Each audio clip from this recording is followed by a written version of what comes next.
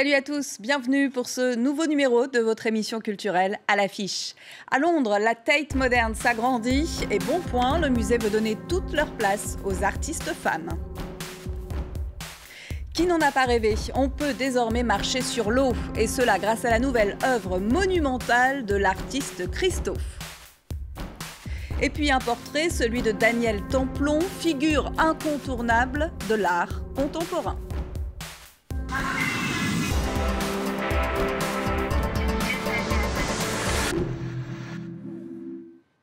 En plein débat sur le Brexit, nos voisins britanniques peuvent se réjouir. La Tate Modern, temple de l'art contemporain, s'agrandit. Pourquoi ? Parce qu'il y a 2 fois plus de visiteurs que prévu initialement. Incroyable de voir à quel point l'art draine les foules. Et bon point, le musée veut donner toute leur place aux artistes femmes. Visite guidée signée Axel Simon. Une toute nouvelle silhouette domine désormais la Tamise. La Tate Modern s'offre un deuxième espace aux formes pyramidales, tout de briques revêtues. 5 millions de visiteurs se bousculent chaque année dans ce haut lieu de l'art moderne et contemporain londonien. C'est plus du double de ce qui était anticipé en 2000 lors de sa création. Un succès qu'il faut accompagner, selon le maire de Londres. La Tate Modern diffuse l'art auprès de nouvelles générations et à de nouveaux publics. Elle nourrit et devient source d'inspiration pour de nouveaux talents. Elle célèbre les réalisations des artistes. Étant une ville-monde, Londres doit soutenir ces endroits de création et ceux qui y participent. C'est le célèbre cabinet d'architectes Herzog et Meuron qui a été de nouveau aux manettes, 16 ans après avoir reconverti déjà l'ancienne centrale électrique désaffectée. À l'intérieur, même dépouillement, béton brut, bois et rampes en métal. Le nouvel espace permet au musée de déployer ses collections. Il est conçu comme un lieu de déambulation, mais pas seulement. C'est interactif, c'est immersif, c'est stimulant. On a envie de se balader et d'interagir avec les œuvres. Et c'est très rare dans les musées aujourd'hui, surtout quand les gens n'osent pas rentrer dans les galeries. Et ce nouvel espace va y contribuer. La Tate Modern pourra présenter jusqu'à 300 artistes avec un double objectif, montrer plus d'œuvres d'artistes féminines, comme ici Louise Bourgeois, et laisser davantage de place aux performances et créations in situ.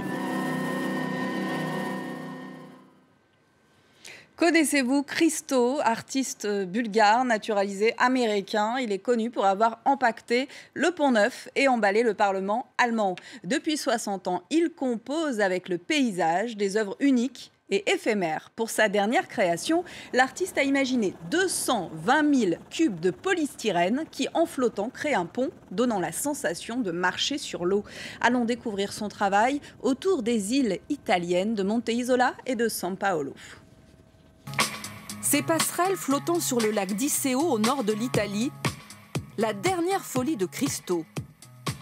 220 000 cubes de plastique ont été assemblés pour former 3 km de ponton. Les visiteurs pourront littéralement marcher sur l'eau. Ce projet ne sert absolument à rien, n'a pas de raison d'exister. Le monde peut vivre sans lui. Cet artiste né en Bulgarie a fui le régime communiste à l'âge de 22 ans.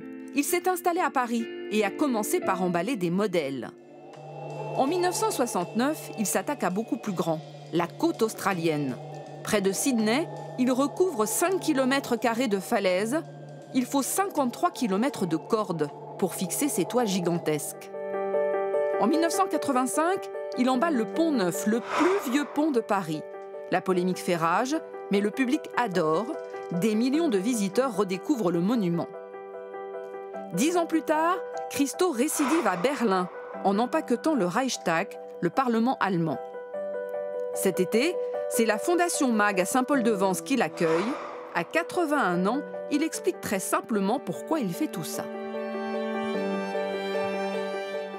Avant tout, c'est des œuvres de beauté. C'est rien d'autre. Et comme vrai artiste, qui a une grande toile, qui veut le remplir avec couleur, il le fait pour son propre plaisir. C'est exactement la même chose. Il est passionné par l'idée que les choses ne sont pas immédiatement visibles, qu'il faut les ressentir, qu'il faut les vivre. Il dit toujours, il ne s'agit pas simplement de vivre l'émotion d'un tableau. Moi, ce que j'aimerais, c'est que les gens rentrent dans le tableau. Ces œuvres éphémères ne survivront que dans les mémoires, excepté peut-être ce bâtiment, plus haut qu'une pyramide en projet à Abu Dhabi. S'il se réalise, ce sera sa seule œuvre durable. Du pop art à l'art conceptuel, nous vous proposons une rencontre avec Daniel Templon, l'itinéraire atypique de ce galeriste réputé qui a pignon sur rue à Paris est raconté dans cet ouvrage qui vient de paraître aux éditions Flammarion. Reportage, Alix Le Bourdon et Georgie Asbeck. Établir sa galerie d'art aux alentours du centre Pompidou, un des premiers choix stratégiques de ce grand marchand d'art français. Oh, c'était pas compliqué de savoir qu'il fallait s'installer à 2 pas de ce qui serait le plus grand centre culturel d'Europe. Mais en 1972, 5 ans avant l'ouverture du centre, Daniel Templon est le premier galeriste à déménager ses toiles ici. Aujourd'hui, il fête ses 50 ans de carrière, un record de longévité dans ce milieu. Et pourtant, rien ne le prédestinait au monde des arts. Daniel Templon est issu d'un milieu modeste. Je n'avais jamais vu de tableau 6 mois avant l'ouverture de la galerie. La première œuvre que j'ai vue, c'était un tableau de Georges Mathieu. J'en parle tout le temps parce qu'il m'avait fasciné. C'était ça, le grand choc visuel. Sa réussite, il la doit aussi à des choix audacieux. Dans les années 70, le galeriste préfère prospecter outre-Rhin et à New York, au contraire de ses confrères parisiens. On aura mis quelques décennies de plus que nos voisins italiens, suisses, allemands, belges et autres à découvrir, surtout à accepter l'art contemporain. C'est une révolution qui n'est pas achevée. De ce regard avant-gardiste naît la ligne de la Galerie Templon, aujourd'hui une entreprise fructueuse. À sa tête depuis 15 ans, Anne-Claudie Coric a vu cette structure évoluer. En 2013, une antenne bruxelloise a même ouvert ses portes. Alors que les galeries avaient toujours un modèle assez fragile, nous, on peut dire qu'on est beaucoup plus solide aujourd'hui. L'art, quand on est galerie, c'est de savoir doser la programmation un peu avant-gardiste avec des choses un peu plus classiques. Une ligne qui a mûri au fil des décennies. De marchand très conceptuel, Daniel Templon a fini par se tourner vers la peinture. Il ne faut pas réduire ses 50 ans de travail à cette ligne peinture qu'il aime aujourd'hui, parce qu'il a quand même été l'introducteur de formes qui étaient assez difficiles, minimalistes, dans les années 70, 80, 90. Aujourd'hui, on sent qu'il est très à l'aise avec la peinture et c'est un peu la ligne qu'il défend. C'est donc tout naturellement qu'il y a 15 ans, Daniel Templon s'est mis à travailler avec Gérard Garouste. Les toiles de l'artiste, faites d'animaux fantastiques, ont séduit le galeriste. Il y a une complicité, malgré les modes, quoique le temps passe, mais il se crée un véritable lien, un lien de l'ordre de la poésie. C'est un lien professionnel, mais c'est un lien au niveau de ce que c'est que fondamentalement l'art. 50 années de carrière pour ce grand galeriste français, témoin privilégié des dernières grandes mutations du monde de l'art. Et on reste à Paris où, dans la veine de Marcel Duchamp, le plasticien français Bertrand Lavier interroge depuis les années 70 les rapports entre l'art et le quotidien. Dans une nouvelle exposition au Palais de la Monnaie, il fait dialoguer son œuvre avec celle de son complice, l'artiste Raymond Hins. Axel Simon et Fanny Allard sont tombés sous le charme. Merci Raymond, c'est l'histoire d'une profonde amitié entre 2 monstres sacrés de l'art contemporain, transposés en une exposition. Une carte blanche donnée à l'artiste contemporain Bertrand Lavier, qui livre son regard artistique et facétieux sur Raymond Hins, plasticien prolifique mort en 2005 et figure du nouveau réalisme. Le Palais de la Monnaie de Paris lui a ouvert ses prestigieux salons du XVIIIe siècle. Je ne pourrais absolument pas faire ça avec d'autres. C'est vraiment parce que c'était lui et parce que c'était moi. Il faut considérer que cette exposition est est comme un film dont le titre serait Raymond, Merci Raymond. Bertrand Lavier serait le metteur en scène et il y a une dizaine de séquences dans ce film. Une dizaine de séquences comme autant de salles, 13 au total.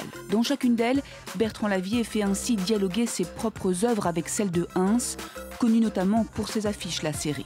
Leurs travaux se répondent et même parfois se chahutent. Clin d'œil complice fait à leurs travaux, leurs rencontres et leurs expositions partagées. Mon père était le notaire du village de Niel-le-Duc. Et Raymond Hins a vu ce tableau. Et évidemment, il a vu un de ses tableaux. Et il me disait, mais est-ce que ton père savait qu'il faisait des affiches lacérées ?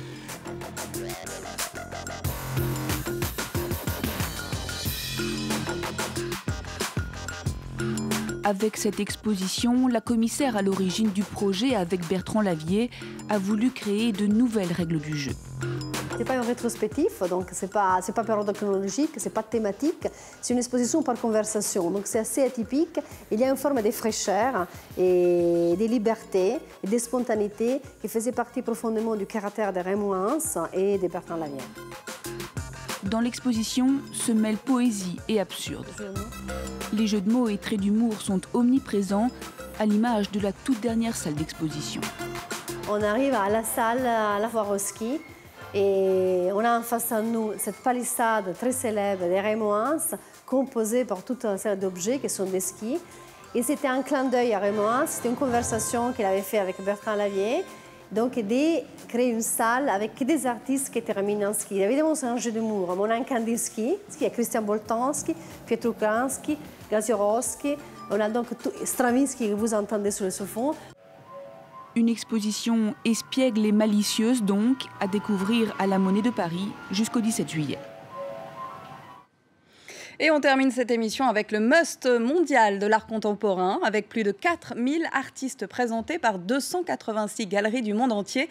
Art Basel constitue l'incontournable rendez-vous des collectionneurs. Près de 100 000 visiteurs sont attendus dans la cité suisse d'ici dimanche. Merci à tous et à très vite.